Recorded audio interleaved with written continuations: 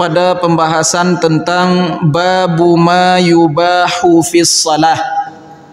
Babu ma yubahu fis salah, yaitu bab ini berbicara tentang perkara-perkara yang boleh kita lakukan di dalam salat bila mana ada hajat, keperluan, darurat. Kalau tidak, makruh hukumnya. Ya, kalau ada hajat, ada keperluan, tidak makruh. Ya, baik. Yang pertama, al-masyu. Al-masyu, berjalan. Berjalan di dalam salat. Umpama mengisi saf yang kosong, ya, di tengah-tengah salat. Orang yang berada di saf pertama itu, kita di saf yang kedua umpama. Kemudian pas di hadapan kita, yang berada di saf pertama, kemudian batal wudunya, entah batal salatnya, ya. Kemudian dia keluar, ya. Maka yang di belakang tadi, ya, atau siapa yang mengerti, yang sudah belajar tentang fikih, khususnya di dalam fikih salat itu sendiri, maka siapa yang ngerti dia yang isi. Yang diutamakan orang yang di sebelah itu, di sebelah kiri kanannya tadi yang batal itu.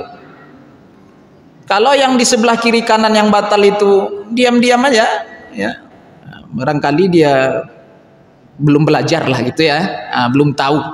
Maka yang di belakang, ya, yang di belakang itu mesti maju mengisi. Itu al-masyu, berjalan. Berjalan di sini ada caranya, ya, bukan berjalan biasa, ya, melenggang-melenggok jalan ke depan tidak bisa, batal ya, ya. Ibu yang dimuliakan Allah Subhanahu wa Ta'ala. Umpama lagi apa? Membukakan pintu. Nih, barangkali kalau sholat di rumah, ya, sholat di masjid ini buka pintu untuk siapa kan itu? Membukakan pintu untuk siapa sholat di masjid? Ya kan? Kalau di rumah barangkali sholat sunnah, bukakan pintu untuk istri. Istri datang minta buka pintu. Wah, ini kejadian pada Rasulullah sallallahu alaihi wasallam. Bapak Ibu yang dimuliakan Allah Subhanahu wa Ta'ala, ada satu hadis. Hadis ini jalur datangnya daripada Ibunda Aisyah radhiyallahu taala anha. Qalat, Aisyah berkata, Ibunda Aisyah berkata, kana Rasulullah sallallahu alaihi wasallam, adalah Rasulullah sallallahu alaihi wasallam itu yusalli, sedang salat, ya, wal babu alaihi mughlaqun, dan pintu dalam keadaan terkunci. Fajitu, maka tiba-tiba aku datang, fastaftahtu, kemudian maka aku minta dibukakan pintu, kata Ibunda Aisyah. Kemudian aku pun minta dibukakan pintu. Rasulullah sedang salat, fastaftahtu, famasya, maka Rasulullah sallallahu alaihi wasallam pun berjalan di dalam salatnya. Ya, sayang Rasulullah sama istri, ya Ibu, luar biasa romantisnya. Ya. Dalam salat berjalan dia, untuk membukakan pintu. Karena istri minta buka pintu nih. Kalau kita tidak ada ilmunya tuh marah kita tuh Bapak Ibu. Tidak ada ilmunya kan? Tak tahu kok orang sedang salat nih. Dia orang sedang salat minta buka pintu pula. Padahal hadisnya ada nih Bapak Ibu, boleh berjalan kemudian bukakan pintu, tapi tahu cara jalannya, mesti masuk ke dalam bidang ilmu fikih. Jadi kalau baca hadis seperti ini aja, Rasulullah berjalan, nggak ada caranya jalannya seperti apa, nggak ada, Rasulullah berjalan. Terus berjalan seperti apa di dalam sholat itu? Tentu masuk ke dalam bidang ilmu fikih. Itu pentingnya fikih, memahami hadis lewat fikih. Ya kan? Kalau hadis-hadis itu bersangkut paut berkaitan dengan hukum-hukum fikih. Nah, itu. Kalau hadis itu bersangkut paut tentang akidah tauhid, masuk ke dalam ilmu akidah, ilmu tauhid. Nah, itu caranya. Kalau hadis itu bersangkut paut berhubungan dengan ilmu qalbu, ilmu hati, tasawuf segala macamnya, masuk mencari para ulama yang ahli di dalam bidang ilmu tasawuf, ulama sufi. Seperti itu. Ada bidangnya masing-masing. Ya. Maka ini berjalan di dalam sholat. Tentu fikih yang membahas Bapak Ibu. Seperti apa berjalan di dalam sholat itu. Di dalam mazhab kita mazhab Imam Asy-Syafi'i bergerak 3 kali berturut-turut membatalkan sholat. Membatalkan sholat. Jadi jalannya itu bukan jalan seperti ini, Bapak Ibu. Bukakan pintu. Di dalam hadis ini dikatakan, Bapak Ibu yang dimuliakan Allah, perawi hadis mengatakan wa dzakara annal bab kana fil qiblah. Pintunya pada saat itu waktu Rasulullah salat itu pas di depan Rasulullah pintu itu. Nah, jadi tidak payah-payah kali. Kalau Bapak Ibu mesti ke belakang pula dulu pintunya mundur jalannya begini kan. Kan begitu. Sekiranya penting lah, kalau enggak ya enggak usah ya. Nah, baik, pintunya di depan nih kata perawi hadis, pintunya di depan. Jalannya gimana? Bukan jalan begini. Bukan jalan seperti itu ya. 1 2 berhenti dulu. Berhenti sekalian anggota badan itu sekedar bacaan subhanallah atau 2 harakat 2 kali gerak anak jari 1 2. Berhenti sekedar subhanallah. Nah, itu tidak berturut-turut namanya itu Pak. Ya, saya ulang lagi ya. 1 2. Kemudian maju lagi. 1 2. Nah, seperti itu. Kemudian pegang pintunya. 1 buka, 2 tahan tangan di situ dulu. Sekedar subhanallah tadi. Nah, baru balik lagi 1. Nah, balik ke tempat sholat lagi. 1 2 1 2. Nah, ngisi saf tadi pun seperti itu. Ya, kalau di sebelah kita ya mudah aja ngisinya 1 2. Nah, sebelah. Kalau di depan tadi orang yang kiri kanan yang nggak mau ngisi gimana? Tentu yang di belakang yang ngerti mesti ngisi.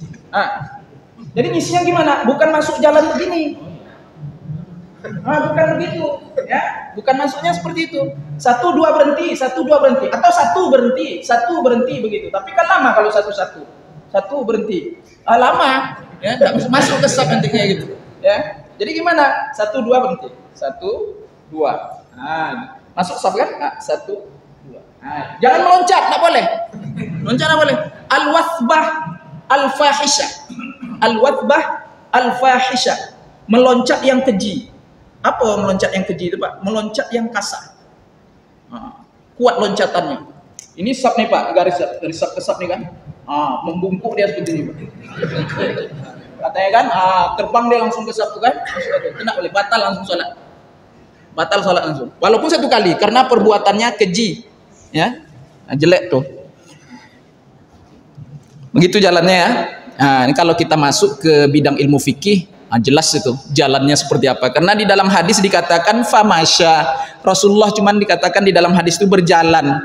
Fafataha, kemudian dia membukakan pintu. Li, untukku, kata Ibunda Aisyah. Tsumma raja'a ila musalla. Kemudian dia kembali ke tempat sholatnya. Itu luar biasa. Kalau kita kan marah-marah tidak jelas saja sama bini itu, ya kan? Padahal hadisnya ada tuh, ya. Pak Ibu yang dimuliakan Allah. Kalau ada kepentingan, ya. Nah, Pak Ibu yang dimuliakan Allah Subhanahu wa taala. Kemudian yang kedua, menggendong anak kecil dalam sholat. Menggendong anak kecil. Ini sering Bapak Ibu lihat kan? Orang sholat gendong anak kan? Jadi harus ngaji fikihnya, jangan asal gendong aja. Kok pempes lah penuh tahi, penuh kencing, maaf kata, udah penuh tahi, penuh kencing kan, digendong nggak? Nggak boleh. Ya. Nanti kita tekan dia telenyek kata orang Melayu, pecah beserak najisnya. Ya, Pak Ibu yang dimuliakan Allah Subhanahu wa taala. Dah. Jadi pastikan suci anak itu dulu, dibersihkan, pakaikan pempes yang baru, ya kan? Digendong lah. Digendong. Waktu berdiri digendong dia, waktu mau ruku tetap digendong, pas sujud letakkan. Pas mau bangun berdiri lagi, ambil lagi gendong, enggak apa-apa. Atau udah tersedia gendongannya itu Pak. Ada yang jual tuh Pak ya, lah tersedia gendongannya itu. Jadi digendong aja terus. Dalam keadaan sujud pun bisa digendong. Bisa ada yang ditaruh di belakang, ada juga. Tapi pastikan sebelum menggendong anak itu suci, ya. Nah, itu. Dalam satu hadis dikatakan, hadis ini jalurnya datang daripada Abi Qatadah radhiyallahu taala anhu. Anna Rasulullah sallallahu alaihi wasallam, bahwasanya Rasulullah sallallahu alaihi wasallam kana yusalli wa huwa hamilun Umamah binta Zainab. Suatu saat Rasulullah sallallahu alaihi wasallam salat wa huwa hamilun, wawul hal ya, dalam keadaan dia itu menggendong Umamah binta Zainab. Umamah anak perempuan daripada Zainab, cucu dia kan, ya, cucu Rasulullah SAW. Yang mana Zainab ini binti Rasulullah sallallahu alaihi wasallam. Zainab anak perempuan daripada Rasulullah sallallahu alaihi wasallam. Ya. Fa idza qama hamalaha. Apabila Rasulullah dalam keadaan berdiri, maka Rasulullah menggendongnya. Wa iza sajada wada'aha. Apabila Rasulullah mau sujud, ya, dalam keadaan sujud Rasulullah meletakkannya. Nah, itu. Tapi kalau udah ada gendongannya, Pak, ya tak apalah, ya, digendong aja lah terus. Ini kalau dalam keadaan safar biasanya nih, Pak. Ya. Nah, istri kadang dia tak mau pula terluput salat berjamaah tuh, Pak. Nah, bareng-bareng aja lah biar abang yang gendong, kan gitu. Nah, suami itu gitu, Pak. Kalau di safar tuh jangan memberatkan istri, sama kau aja lah gendong. Nah, ya. Pak Ibu yang dimuliakan Allah, Rasulullah itu suka meringankan pekerjaan istrinya. Itu sifat Rasulullah.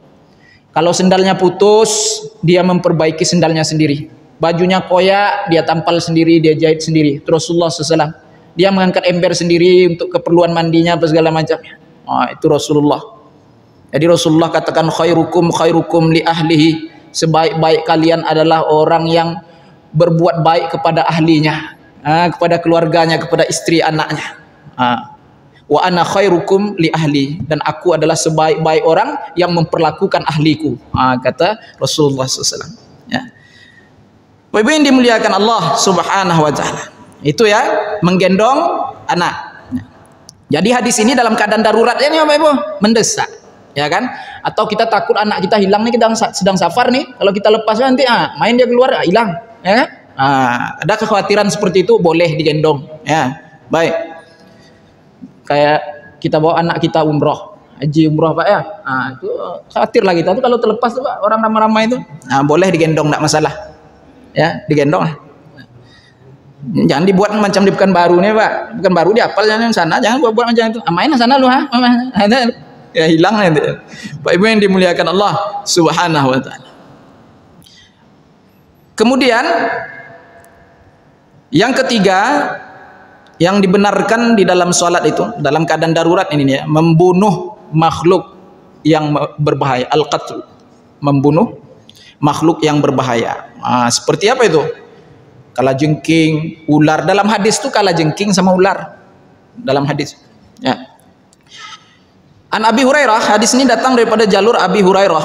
Anna Rasulullah sallallahu alaihi wasallam amara, memerintahkan biqatlil aswadain, membunuh dua yang hitam.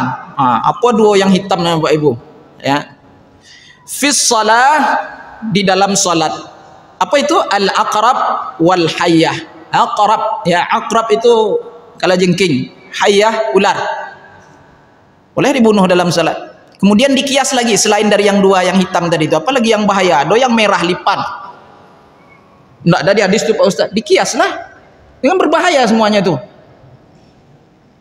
Kalau ada sedang sholat ular kobra katanya kan? Diamnya tengok aja Pak. Kalau Sayyidina Ali enggak apa dah.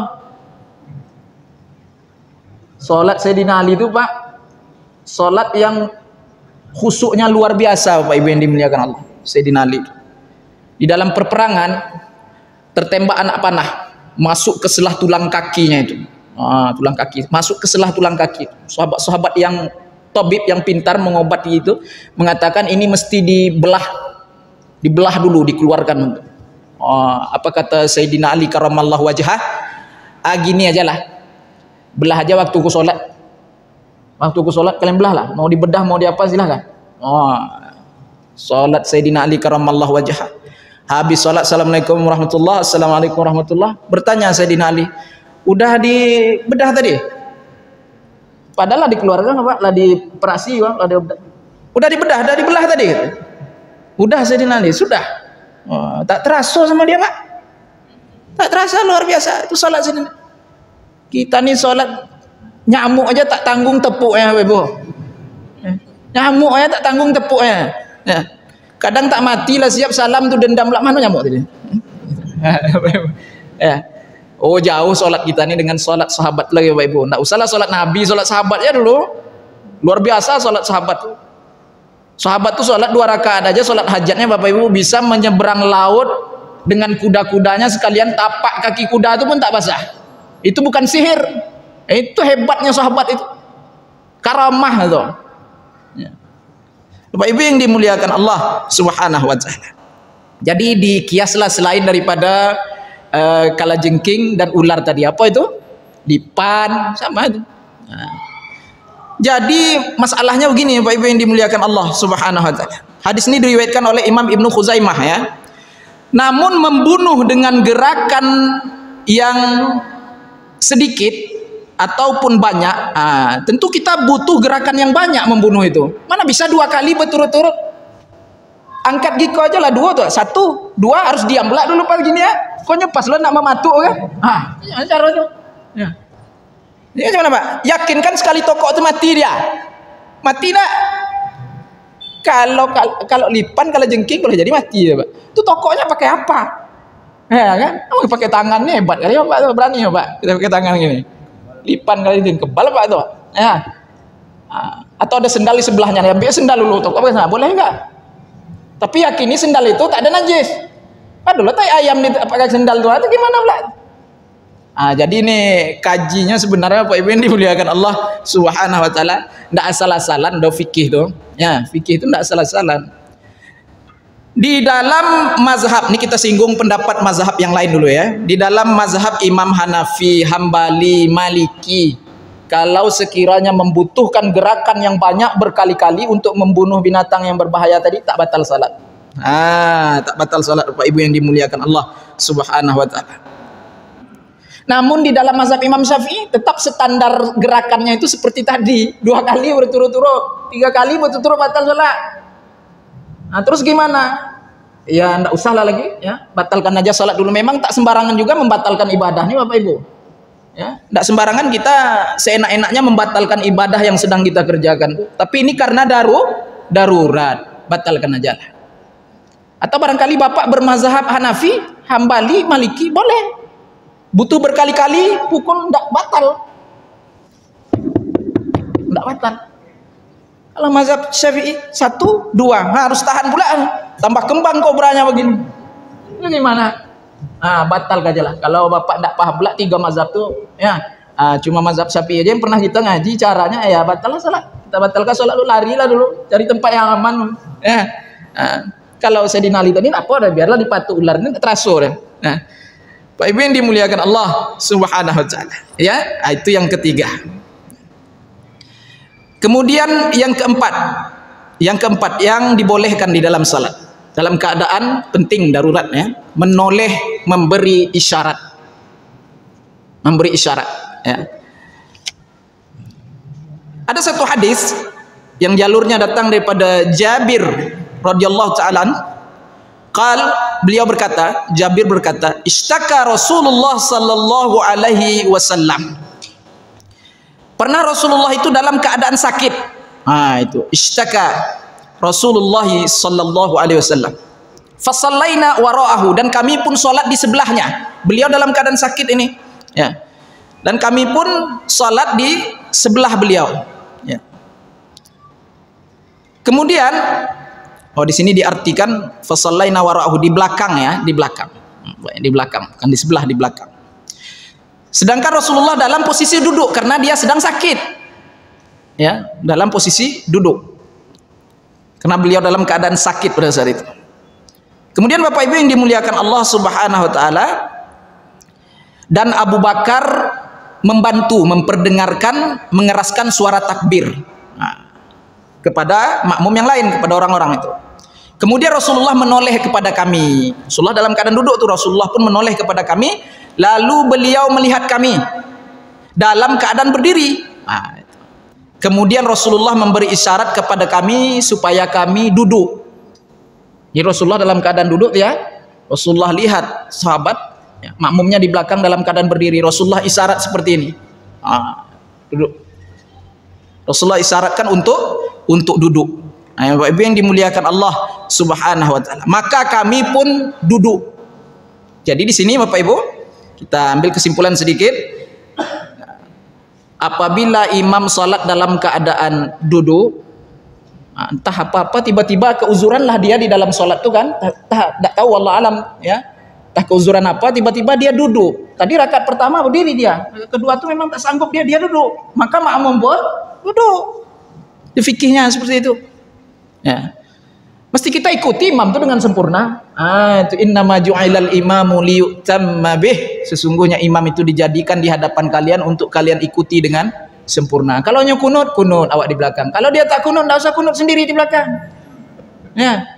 Nah, Pak Ibu yang dimuliakan Allah. Kalau dia sujud sahwi, kita sujud sahwi. Kalau dia tak sujud sahwi, jangan kita sujud sahwi sendiri di belakang. Tadi dia lupa kunut Pak Ustaz. Nah, makmum terlampau alim nih namanya. Ini ada pula makmumnya terlampau alim pula Pak. Hebatlah ilmunya daripada imam. Jadi memang betul kalau tertinggal sunat abad itu salah satunya kunut. Maka nanti sebelum salam, setelah selesai bacaan tasyahud akhir itu, sebelum salam sujud sahwi. Itu nanti ada bab ini Bapak Ibu kita bahas tuh sujud sahwi itu nanti itu sebab-sebab sujud sahwi apa saja, cara kaifiat sujud sahwi bacaannya seperti apa nanti insyaallah kita bahas. Jadi memanglah mesti sujud sahwi dan itu sunat saja. Kalau dia tak sujud sahwi pun salatnya sah imam itu. Dia lupa kunut, dia tak sujud sahwi, sah salatnya. Tapi kan imam seperti ini kita khawatirkan dia tak mengerti fikih. Nah, itu takutnya dia tak ngerti fikih. Nah, Pak Ibu yang dimuliakan Allah Subhanahu wa taala. Kemudian makmum tadi paham fikih, ngerti dia. Imam lupa kunut, kemudian imam tadi tak sujud sahwi, dia sujud sahwi sendiri di belakang, tak boleh batal salatnya. Salat makmum itu batal. Atau imamnya terlupa kunut, lah asik subhanallah sendiri dia di belakang. Imam lupa kunut, Allah langsung sujud imam kan subuh nih. Dia subhanallah. Yang subhanallah aja lain. Ya, kalau imam lupa kunut, tak usah subhanallah lagi di belakang tuh, ikut aja lah turun, sujud aja lah. Nanti dia sujud sahwi, kita sujud sahwi. Kalau dia tak sujud sahwi, jangan kita sujud sahwi sendiri di belakang.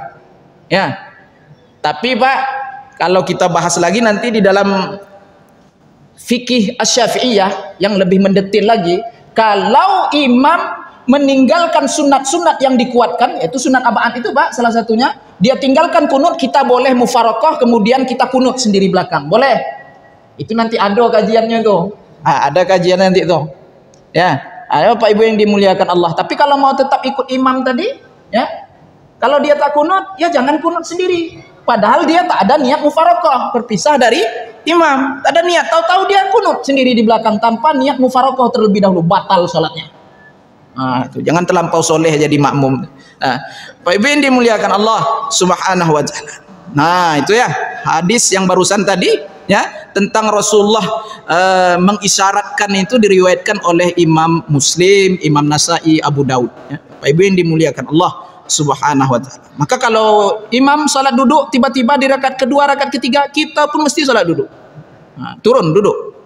Baik.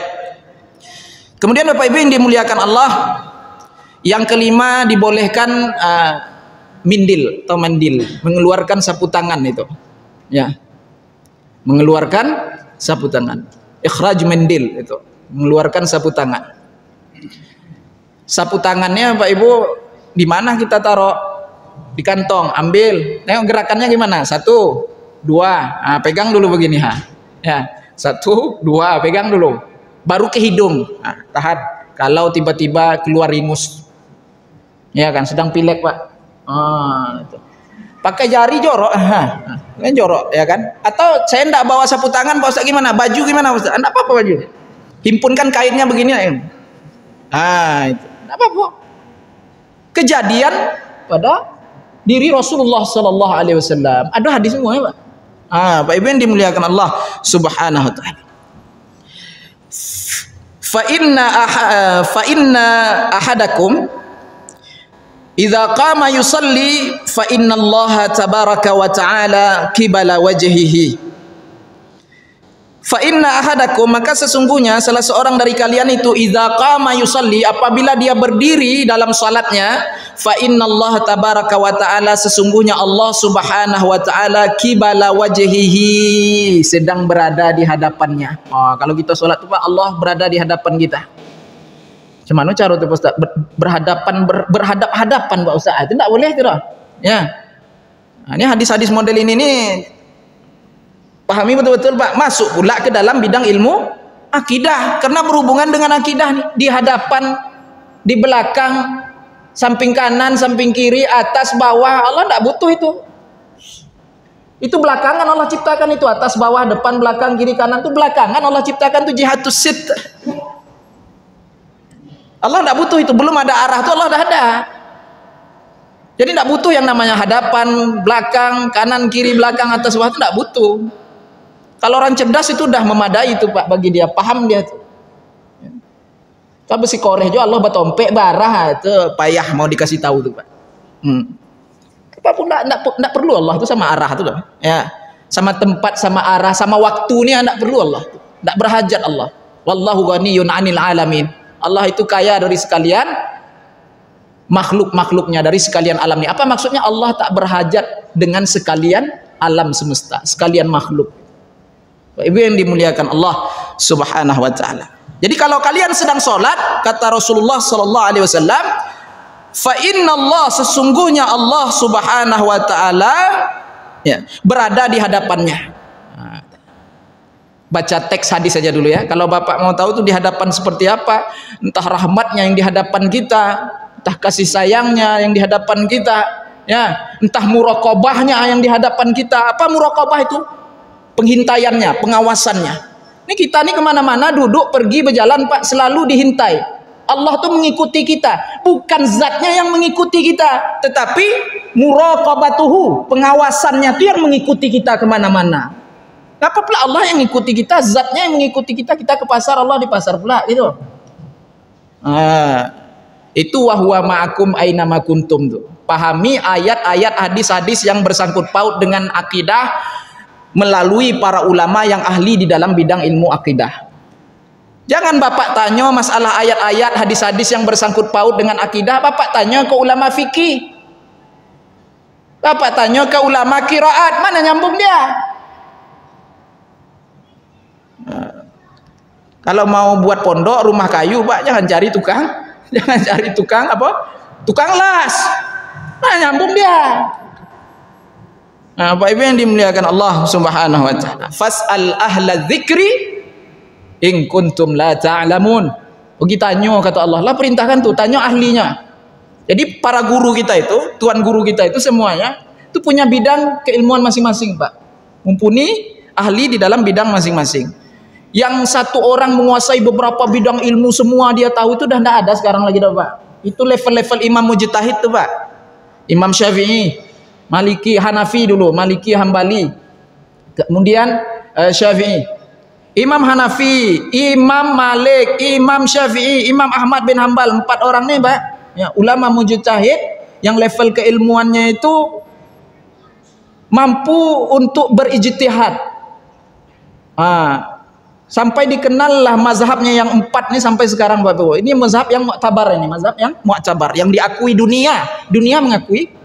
Nah, Bapak Ibu yang dimuliakan Allah, mereka ini Bapak Ibu bukan ngerti fikih aja tuh. Yang 4 ini, ya. Dia kuasai setiap bidang ilmu itu Bapak Ibu. Ya. Mau jadi ulama besar enggak sembarangan Bapak Ibu, ulama besar ya. Apalagi level-level ulama mujtahid gitu. 15 bidang ilmu itu dah cair sama dia tuh Bapak Ibu. 15 bidang ilmu Bapak Ibu.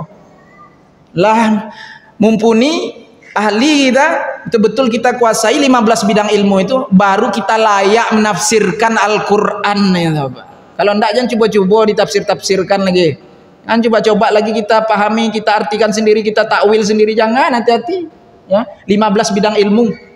Nah, Bapak Ibu yang dimuliakan Allah subhanahu wa ta'ala, kembali pada pembahasan kita tadi, banyak betul yang disinggung kiri kanan tadi kan.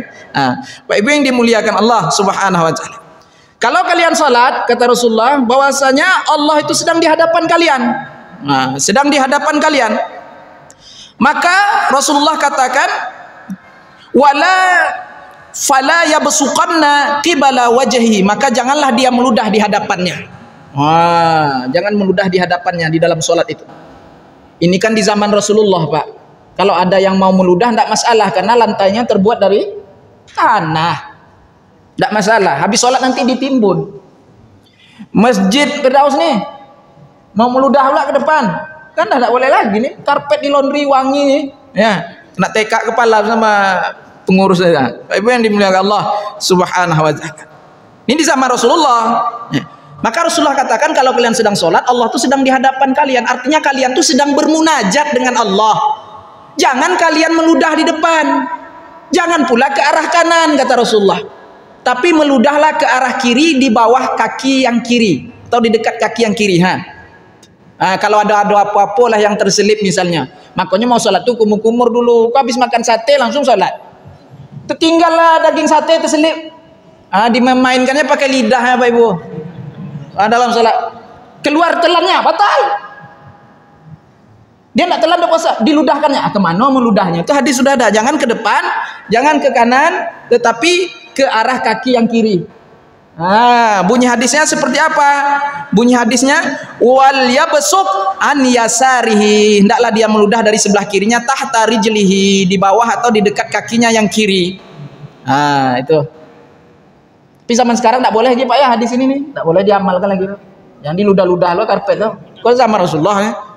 Pak Ibu yang dimuliakan Allah. Jadi kalau sekarang gimana Ustaz? Daging terselip ini, ambil pakai tangan. Kau fikih kontemporer kok Pak. Nak doa itu zaman dulu Pak. Ya. Ambil pakai tangan gini, keluarkan, masuk ke kantongnya. Jangan ada tempel ke pipi kawan. Sudah Pak. Pak Ibu yang dimuliakan Allah Subhanahu wa taala. Itu ya. Kemudian lanjutan hadisnya, fa in ajilat bihi badiratun falyakul bi thawbihi hakadha thumma tawa thawbahu ba'dahu ala ba'd. Kemudian Rasulullah sallallahu alaihi wasallam mengatakan, kalau ada sesuatu yang terjadi dengan mendadak, apa tuh Pak? Entah keluar ingos kan, pada masuk ke mulut kan, itu terganggu pula kusukan salat tadi.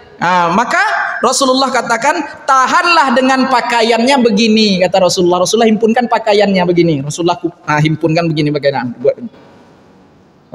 Kan ada hadisnya Pak. Boleh tuh, ya. Jangan biarkan meleleh. Ya, Ibu yang dimuliakan Allah Subhanahu wa taala. Itu diriwayatkan oleh Imam Muslim. Ya. Yang keenam, boleh menjawab salam di dalam sholat. Boleh menjawab salam di dalam sholat. Menjawab pakai apa? Dengan suara, dengan lisan? Tak boleh. Menjawab dengan isyarat tangan. Itu yang betul ya Pak Ibu, menjawab dengan isyarat tangan. Bukan menjawab Assalamualaikum, Waalaikumsalam warahmatullahi wabarakatuh sholat. Pak Ibu yang dimuliakan Allah Subhanahu wa taala. Terus ada satu hadis Bapak Ibu yang dimuliakan Allah Subhanahu wa taala tentang mengisyaratkan tangan ini atau berdehem. Berdehem, tanahnuh. Berdehem. Assalamualaikum. Apa tuh? Waktu qada hajat pun sama Pak. Kawan sebelah ngajak bicara nih. Ya, waktu di dalam, maaf kata toilet WC, kawan sebelah. Macam mana? Katanya kan sebelahnya. Ini kadang kawan ada pula model ini Pak. Ya. Ada gitu kan aja. Nyendak lah ngerti apa enggak tuh kan. Berkawan lah sama kawan-kawan yang ngerti ilmu agama, yang mendekatkan kita kepada Allah. Kalau kita duduk dengan dia, bertambah takwa kita, bertambah ilmu agama kita. Kata Imam Syafi'i, kalau kalian dapat kawan seperti ini, jangan kalian biarkan dia pergi begitu saja. Mendekat, merapat dengannya. Itu pesan Imam Syafi'i itu. Ya. Kalau yang kaleng-kaleng itu nak apa dapat, biarlah apa itu. Ya. Asal nampaknya pitih je penganawa Pak. Asal nampak mukanya itu, dunia aja penganawa. Dunia aja ingatan kita, bisnisnya kalau nampak dia itu menjauh nak apa-apa. Ya. Tapi kalau yang mengingatkan kita kepada Allah, kalau kita lihat dia, kita teringat kepada sunnah Nabi, teringat kita kepada agama nih, bertambah takwa, bertambah iman, semangat, termotivasi kita melihat dia, dekati dia. Kata Imam Syafi'i, jangan tinggalkan dia begitu saja. Habis waktu. Insyaallah nanti kita lanjutkan kembali ya perkara yang dibenarkan di dalam salat yang keenam ya. Jadi menjawab salam boleh Pak. Ya, menjawab salam ini kita selesaikan dulu ya. menjawab salam dengan isyarat. Kalau dia nampak kita sedang sholat, dikasihnya salam, assalamualaikum katanya, ginikan aja syarat. Karena menjawab itu wajib tuh Pak, ya kan? Syarat jawabnya. Nah, gini boleh Pak Ustaz? Boleh ya Pak? Ya sama isyaratnya, pula salahnya. Nah, Bapak Ibu yang dimuliakan Allah Subhanahu wa taala.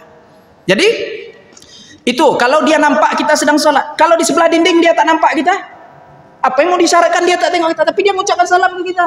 Ini misal aja nih Pak. Gimana itu? At-tanahnu, berdehem. Nah, itulah ganti jawabnya Pak. Nah, Bapak Ibu yang dimuliakan Allah, nanti kita lanjutkan kembali. Lebih dan kurang saya mohon maaf. Taufiq illa billah. Alaihi tawakkaltu wa ilaihi unib. Assalamualaikum warahmatullahi wabarakatuh. Bismillah.